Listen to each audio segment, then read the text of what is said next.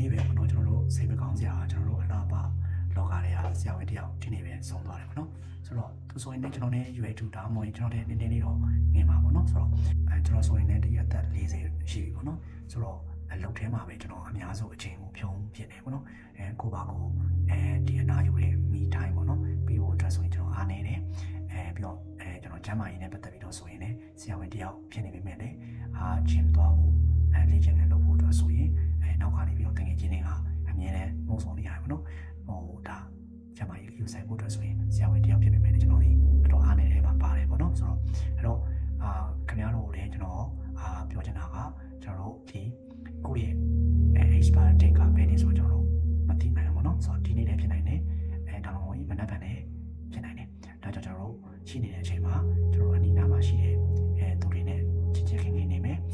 ကိုချမ်းမာရေးကိုလည်းဂရုစိုက်မယ်ခန္ဓာကိုယ်အတွက်ဒီပေါ့နော်ဘေးဝက်ဖြစ်စေမယ့်အစားအသောက်မျိုးကိုရှောင်ပြီးတော့ပေါ့နော်ဒီချမ်းမာရေးနဲ့ညွတ်တဲ့တက်တော်တဲ့အစားအသောက်တွေကိုဒီနေ့ကစပြီးတော့ခင်ဗျားတို့ဒါဂရုစိုက်စားတင်တယ်တေးကြတာကကျွန်တော်တို့နောက်ကျနေရဆိုတာမရှိဘူးဒီနေ့စတော့တယ်ဆိုရင်ဒါဒီနေ့အကျိုးရှိမယ်လို့ကျွန်တော်တို့ယုံကြည်ပါတယ်